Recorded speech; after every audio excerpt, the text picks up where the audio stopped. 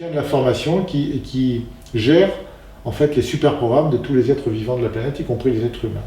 Donc dans cette grande mémoire, il y a des micro-emplacements, comme dans une grande bibliothèque, avec un rayon religion par exemple, et on va créer par exemple une égrégore pour une religion A ou une religion B. Et donc les fidèles qui vont naître dans cette religion vont se connecter à cette égrégore-là. Mmh. Alors cette égrégore-là existe réellement. Voilà, c'est une espèce de grande banque d'informations qu'on peut visiter d'ailleurs pour les gens qui sont les plus aptes à faire ça. On peut le faire, on peut aller visiter les égrégores d'une religion ou de n'importe quel groupe qui s'est constitué, qui a duré assez longtemps et qui a alimenté de manière assez forte cet égrégore. Donc petits égrégores, grandes égrégores, si on peut utiliser ce nom-là. Et après il y a des petites choses individuelles qui sont faites au niveau de la personne ou d'un très petit nombre de personnes. Donc tu ne penses pas que sur des événements qui rassemblent beaucoup de monde, il puisse y avoir une... Bien sûr, oui, il peut y avoir une récupération, les parasites peuvent... Une manipulation pour l'induire ou une récupération. Bien sûr, tout comme on peut élever des troupeaux, ou une vache en particulier, ou une poule, pour lui faire pondre ses œufs. Effectivement, c'est commode de réunir de grandes quantités d'êtres humains et leur faire ressentir différentes choses pour s'en nourrir. De l'amour, de la haine, de la colère. Et bien souvent, on a des criminels, par exemple, qui décrivent qu'ils ont été poussés par une force inconnue. Alors, quelquefois, ces gens-là mentent, effectivement, pour mieux se défendre. Mais pour se déresponsabiliser. Pour se déresponsabiliser, mais il faut de temps en temps les écouter avec un regard un peu différent. Et avec le regard qui est celui qui prend en compte la réalité énergétique, on lit leur témoignage d'une autre façon. Là, on voit de temps en temps l'empreinte du parasite qui pousse la personne à commettre un assassinat ou à des actes répréhensibles pour s'en nourrir directement, soit par la personne en elle-même qui commet l'acte, soit la personne qui en est victime ou les personnes qui en sont victimes. Voilà, parce que quelqu'un qui meurt dans la douleur et la frustration va générer une certaine qualité d'énergie et récupérée par certains parasites. Les Mayas étaient spécialistes de ça. Ils perpétraient des massacres de masse pour récupérer de la matière première. Voilà, ils avaient une technologie énergétique extrêmement avancée et moi qui ai vécu à cette époque-là, mais pas dans leur rang directement, je suis extrêmement content qu'ils aient totalement disparu. À cause de ce côté, on va dire, plutôt malveillant. Ils étaient vraiment très très avancés. On a des restes de ces choses-là avec les pratiques de magie noire et de vaudou qui sont restés un petit peu dans la région, mais c'est rien par rapport à ce qu'ils étaient capables de faire. C'est-à-dire peut-être à l'époque c'était officiel, tout simplement, aujourd'hui c'est caché. Alors les prêtres étaient au courant. Ça courait un peu, c'est vrai, mais c'est pas... Il y a une grande méconnaissance de nos jours de ce qu'ils étaient capables de faire. Je pense que même les spécialistes de cette période-là ne se rendent pas compte de ce que ces gens-là pouvaient faire avec ça. Il paraît qu'aujourd'hui c'est quelque chose qui se fait aussi, mais de manière cachée. Peut-être encore. On ne peut pas être au pouvoir sans je sais pas, être dans ces choses-là. Qu'est-ce qu'on appelle le pouvoir? Le pouvoir terrestre, humain. Parce qu'il y a beaucoup d'illusions de pouvoir aussi. Oui, je suis tout à fait d'accord. Un être humain qui se croit autonome et en général manipulé par des entités. Souvent les entités vont pousser les gens à se droguer. En ce moment, c'est la vague du terrorisme islamiste depuis quelques années. Eh bien, beaucoup de ces personnes sont droguées. Peut-être pas tous, mais une majorité. Elles sont droguées de manière délibérée par leurs commanditaires. Et elles sont droguées aussi pour favoriser l'emprise énergétique des créatures qui les manipulent. Donc la guerre, entre guillemets, les soldats drogués, c'est pas nouveau, ça a commencé à la Première Guerre mondiale, ça a continué à la Deuxième. Pour les gens qui veulent se renseigner, il y a plein d'éléments là-dessus. L'armée allemande entière était quasiment droguée, à coup d'amphétamine. Ça va favoriser effectivement le parasitage. Alors on se rend compte que, là on va peut-être aborder ça avec les solutions, mais que quand tu te drogues, en fait, tu te coupes de ta guidance intérieure, en fait. Tu te coupes de tes propres sensations. C'est ça. Et tu es télécommandé par une entité dont tu ne connais même pas l'existence. C'est le principe de la drogue, de toute façon. Quand quelqu'un prend un produit pour surpasser ce qu'il ressent, que ça soit pour s'endormir ou pour se réveiller, ou en général c'est les deux grands deux grands axes. Oui, c'est vrai. Pour décupler ses forces physiques. Bon. Eh bien, c'est toujours, comment dire, ça te coupe en fait de tes propres informations. Ça t'enlève ton discernement, ça t'enlève ta lucidité, et ça te fait perdre ton autonomie et ton contrôle, et ça te fait perdre toute responsabilité aussi, puisque c'est plus toi qui agis vraiment. Donc ça a beaucoup de conséquences fâcheuses, et j'en reviens aux armées, on va dire, et aux terroristes, parce que c'est jamais qu'une forme de guerre. Le poids de la drogue et du parasitage est immense dans ces affaires-là. Immense. C'est-à-dire les gens qui croient manipuler, en fait, sont manipulés eux-mêmes. Hein, le terroriste, c'est la dernière pièce, en ce moment on parle de ça, mais un soldat est la dernière pièce, c'est la pièce agissante des généraux et de l'organisation qui est derrière les généraux pour provoquer des guerres. Mais derrière ces gens-là, il y a des parasites qui vont se nourrir de la souffrance et de la mort, parce que pour nous, pour eux, on n'est que du bétail. Donc ils vont se nourrir, quitte à provoquer 10 millions de morts.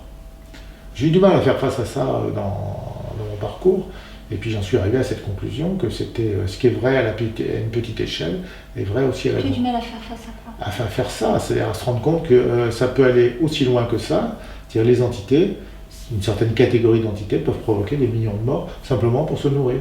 Tout comme nous, je crois que c'est qu'on tue, 30 millions d'animaux par jour en France pour se nourrir, quelque chose comme ça. Je ne sais pas. Oui, mais c'est cet ordre-là. Enfin, c'est des chiffres colossaux. Eh bien, on est victime aussi de ces chiffres.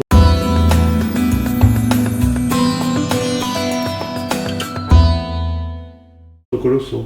Et nous, on est dans l'illusion de croire qu'on a besoin de tuer des animaux pour se nourrir, en fait. Oui. Ce qui est faux. Alors après, qu'on le tue pour d'autres raisons, c'est encore autre chose. Mais tu vois, on va parler juste des autres raisons. Est-ce que ces créatures qui tuent comme ça ne pourraient pas se nourrir autrement et qu'en fait elles ne le savent pas? Mais regarde, justement, je voulais souligner ce côté-là, tu vois, les deux vont se rejoindre. La religion, la nourriture et en fait les manipulations énergétiques. Regarde comme dans toutes les religions primitives sur la planète, il y a l'expérience sacrificielle. C'est-à-dire on va sacrifier un animal. Moi je me souviens, j'ai assisté à un rituel comme ça, c'était le nouvel an, je ne sais plus quel cycle ou quelque chose comme ça, j'étais dans un pays lointain, et on tue un bélier. D'accord, on fait la marche sur le feu, on tue un bélier. Ok, le bouc émissaire. Voilà, c'est carrément le bouc émissaire. On tue un animal de manière symbolique. Ok, dans la religion musulmane, on a ça. On tue un animal de manière symbolique. On avait l'agneau pascal aussi. Voilà, on avait l'agneau pascal, tout à fait. Français. Et dans la religion chrétienne, il y a l'Eucharistie, en fait, en quelque sorte, on mange du Christ et le corps du Christ et le sang du Christ. Mais dans son message, il dit bien qu'il s'est sacrifié pour qu'il n'y ait plus jamais besoin de faire d'autres sacrifices. Voilà, donc si tant est que le message soit vrai, du coup, parce que voilà. C'est ça, voilà. Bon, on a bien dans cette notion, encore une fois, des religions primitives, on a bien cette notion de sacrifice qui en fait correspond à la souffrance d'un animal qu'on va récupérer sur le plan énergétique pour en faire une espèce de rituel de communication avec les forces obscures. Alors, on voudra se déguiser, parce qu'il faut dire les choses comme elles sont, en disant ouais, c'est pour Dieu, c'est pour tout ça. Mais non, c'est exactement le même genre de pratique qu'utilisent les vaudous, les prêtres vaudous, où ils vont égorger un poulet, ils vont le faire saigner. C'est exactement la même chose. Ça a la même destination, ça a la même vocation. C'est la manipulation, la transaction avec le monde énergétique. Voilà. Il faut bien que les gens de cette planète se rendent compte que ce qu'ils font est abject quand ils le font. Et il faut qu'ils se rendent compte qu'ils font des transactions avec un monde dont ils ignorent la réalité. Donc on n'est pas là pour faire de la dentelle. Hein. Tu comprends le montage éventuellement. Mais c'est la réalité. De toute façon, on dirait qu'encore une fois, à chaque fois qu'on veut avoir du pouvoir, ça peut se comprendre d'avoir du pouvoir. On veut avoir un pouvoir sur notre environnement, on veut faire ce qu'on veut, on veut être libre. Mais à chaque fois qu'on veut avoir du pouvoir, on se retrouve vite dans ce genre de Pas systématiquement, mais situation. Regarde par exemple dans la magie noire ou même dans le satanisme, alors on en parle très peu de ce genre de choses, mais ça existe réellement. Oui, c'est ça, il y a pas mal de vidéos qui circulent. Voilà, donc ça existe réellement. On va prendre des enfants qui disparaissent, oui. On va les tuer, on va tuer des êtres humains, comme faisaient les Mayas, hein, c'est le même genre de choses, et offrir le produit énergétique, c'est-à-dire la peur, la souffrance, l'angoisse, qui va générer une certaine énergie qui va se diffuser, on va l'offrir à des créatures qui s'en repaissent. Et on va leur demander en échange un certain type de pouvoir. Qui est dépendant, du coup on retombe dans cette histoire de codépendance du parasitage. Si la créature est dépendante de cette émotion, les gens qui pensent retirer un pouvoir sont aussi dans une forme de dépendance. Oui, mais il n'y a pas de transaction équilibrée, c'est ce que je veux dire dans cette relation-là. De toute façon, je pense que déjà quand tu offres la souffrance de quelqu'un, il y a quelque chose déjà à la base qui est faussé. Je veux dire, je ne vois dans toute ma mémoire aucune raison joyeuse de tuer quelqu'un. Voilà, c'est ça, ou même de tuer un animal. Quelqu'un, quelqu'un. Voilà. Donc, mais c'est ça, nous, d'élever une vache et de la forcer à manger de l'herbe et de l'herbe et de l'herbe pour lui faire produire de plus en plus de lait, c'est pas une relation équilibrée.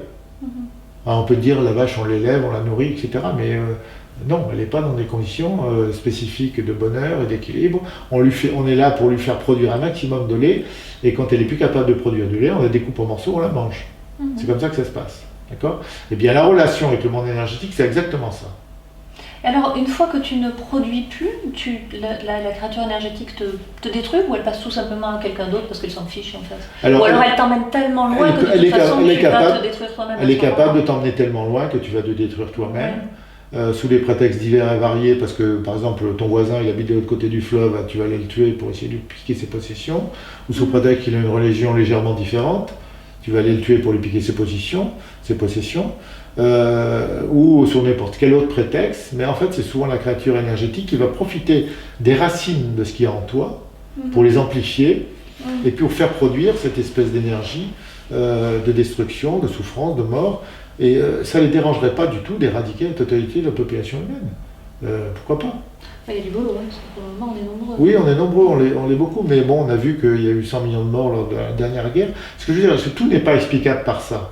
Mais on n'explique pas correctement le comportement des êtres humains de cette planète si on oublie ce paramètre qui est un paramètre majeur. C'est ça qu'on cherche à dire aujourd'hui, c'est un paramètre majeur. Il n'est absolument pas pris en compte. Et c'est un paramètre majeur. Il est majeur derrière tout acte, on va dire, de délinquance ou de guerre. Il est majeur derrière ça. Mais tu penses qu'en fait, c'est la cause unique d'un acte je dis pas que c'est la cause de unique. Violence, ou est-ce je dis que c'est l'amplification. Ou est-ce c'est une amplification, d'accord? Parce qu'un être humain ou autre, puisque les animaux aussi peuvent avoir des fonctionnements politiques, des affinités, etc., des animosités ou autres, une créature, une personne humaine ou animale peut aussi avoir des comportements comme ça, motivés par elle-même. Les animaux peuvent être parasités aussi par le monde énergétique. Tu as des gens qui soignent les animaux au niveau énergétique. Donc, tous les...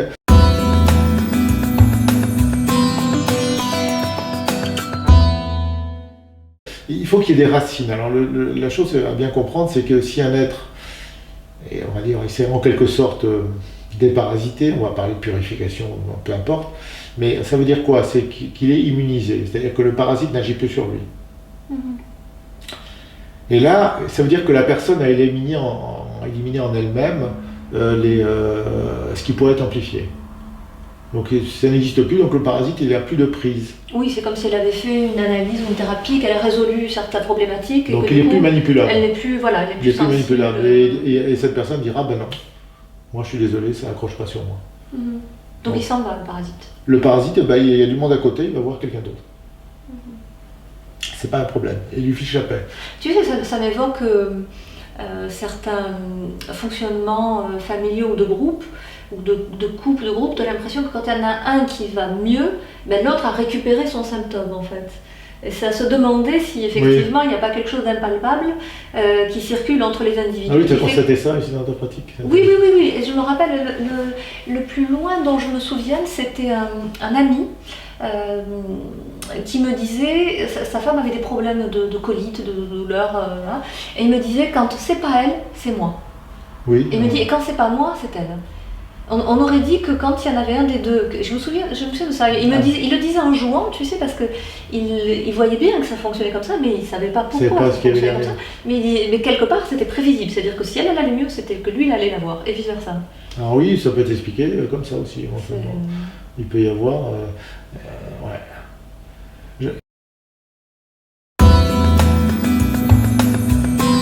On passe en même temps aux images que j'ai en tête. Le parasite, il va se fixer soit sur la couche extérieure, soit sur la couche profonde, mais il émet sa propre note de musique. Tous les gens émettent leur note musicale. Alors pour les gens qui sont sensibles et qui sont clairaudients, vous écoutez, vous allez entendre une dissonance, vous allez entendre comme 2 ou 3 personnes qui chantent au même endroit.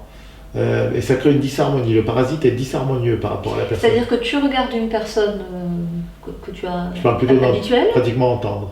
Ah, et quand tu es face à cette personne, tu entends plusieurs sons qui émanent de cette personne. Alors c'est une entente subtile, on va dire, c'est une forme de clairaudience, mais tu entends la disharmonie, oui. Tu entends comme 2 personnes qui chantent ou 3 personnes qui chantent et pas sur les mêmes notes. Au moment où la personne parle ou Non. Quand elle est silencieuse. D'accord. Ouais. Tu sais, j'ai pas mal de patients acouphéniques en fait. Oui. Et Dolores Cannon, elle disait... dans un de ses bouquins, elle disait oui, mais avec l'augmentation vibration de la Terre, en fait, il y a beaucoup de symptômes comme ça, de vertige, de douleurs articulaires et d'acouphènes.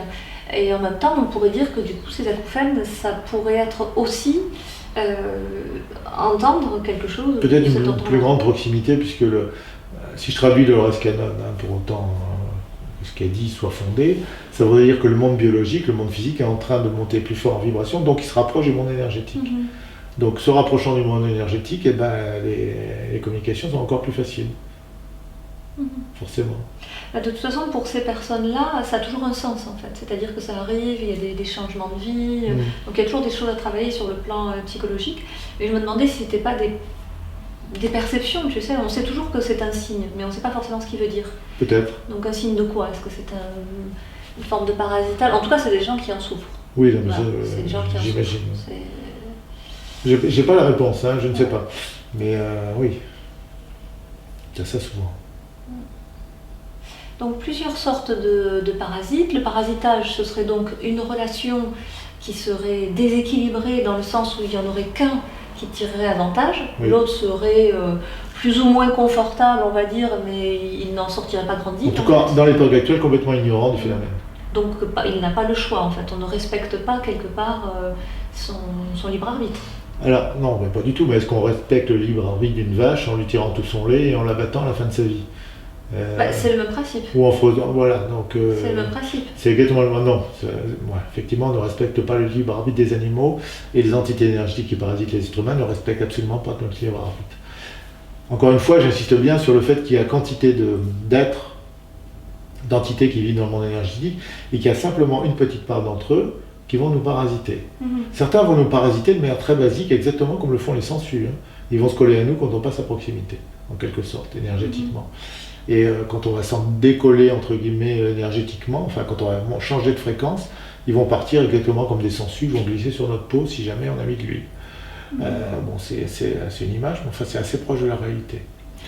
Mais tu sais, je me demande, en fait, ces êtres, ils sont intéressés comme nous à évoluer, j'imagine.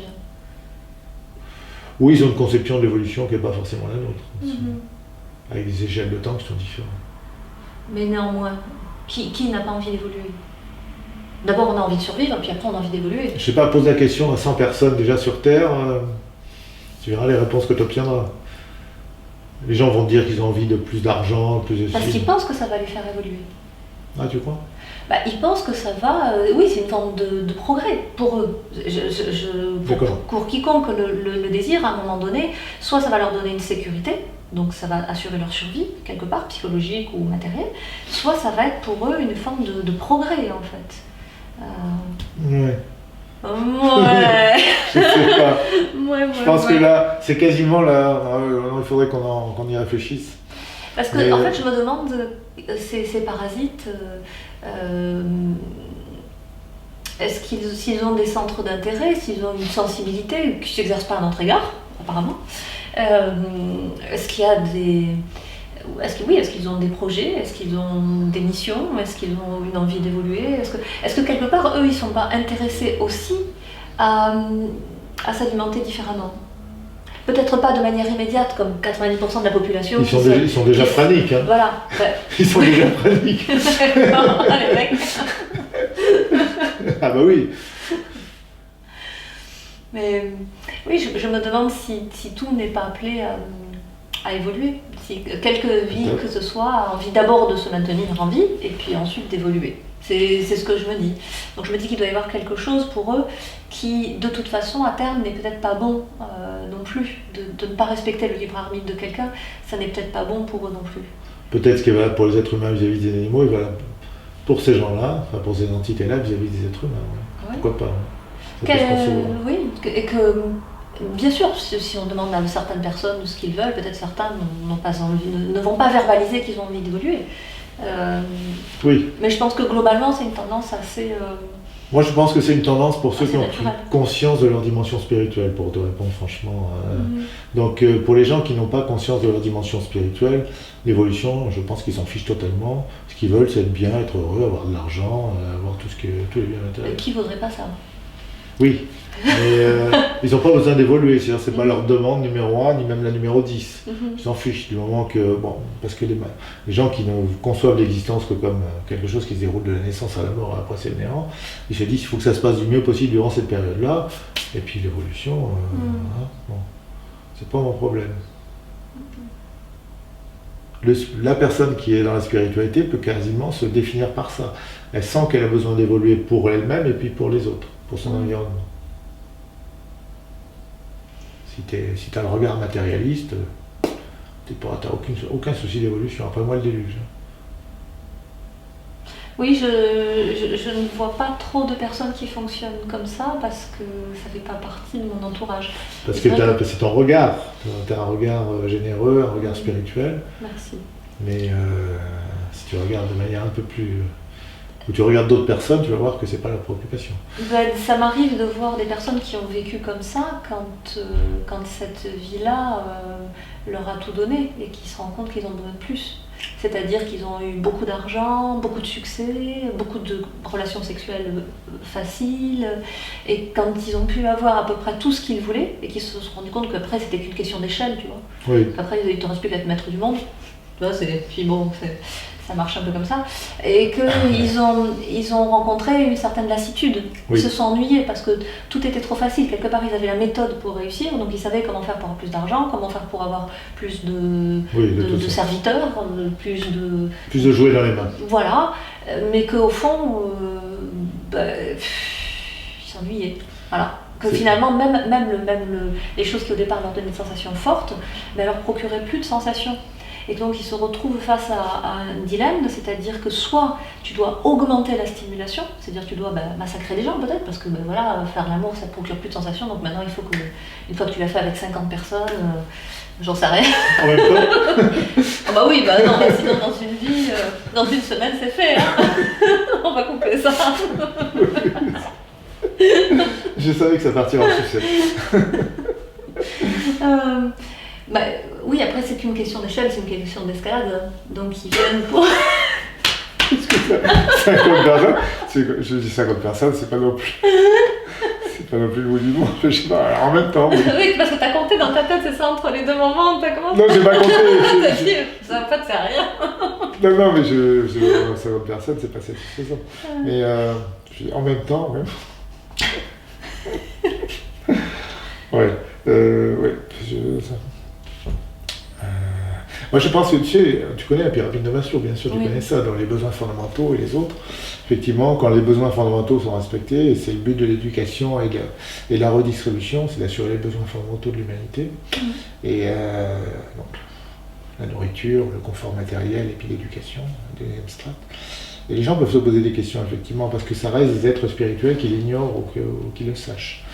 Mais il y a quand même beaucoup de gens sur cette planète qui ne savent pas ce que ça veut dire évolution. Qui n'ont pas la conscience qu'ils doivent évoluer, au sens où l'évolution, c'est quelque chose qui te surprolonge en toi, à travers toute ta vie, au-delà de ta vie. Tu vois, ils pensent même qu'ils vont évoluer s'ils ont le côté matérialiste. Et ils se disent qu'il y a un âge où, par exemple, tout va chuter. D'accord, clic. Oui. Voilà, le monde va se refermer sur eux. Voilà, ils vont devenir de moins en moins capables intellectuellement, moins en moins sexuellement, ils vont gagner moins d'argent, et puis ils vont terminer oubliés dans un coin. Et leur vision d'eux-mêmes, c'est vraiment le contraire de ça. Mais ils s'identifient à la matière, c'est-à-dire que si la matière se dégrade, ils pensent que toute leur intelligence et leurs sentiments et leurs capacités sont liées à la matière, donc, et elles vont donc péricliter comme la matière périclite. Mais je parle bien de deux visions. La vision matérialiste, mécaniste, et la vision spirituelle. Et là, vraiment, les deux s'opposent, c'est pas les mêmes. Vraiment. Et tu as vraiment des gens comme ça. Il faut voir le monde tel qu'il est. Tu as des gens qui sont dans cette illusion. J'en connais, mais je les sens pas très gais en fait. Ah non, c'est pas joyeux, parce que tu dis que tu es sur le déclin à partir de l'âge de 20 ans, tu perds petit à petit tes capacités, tes neurones. Et que tes neurones et toutes tes aptitudes, quelles qu'elles soient, tu te mets à vieillir très bon, à l'adolescence déjà, et que tu vas vers le déclin, et que tu te rapproches de la mort tout le temps. Alors que dans la vision spirituelle, tu grandis sans cesse, et que les expériences de dernière minute avant ta mort sont des expériences qui vont te servir dans la prolongation de ce que tu es. Donc c'est vraiment deux visions complètement différentes. Il y a un monde fermé d'un côté et un monde ouvert de l'autre. Et l'évolution, elle a place que dans le monde ouvert. C'est qu'une question de vision du monde, de la réalité. T'es pas d'accord? Si, je comprends. Je comprends. C'est vrai que peut-être qu'on se regroupe par affinité et que du coup je suis pas trop...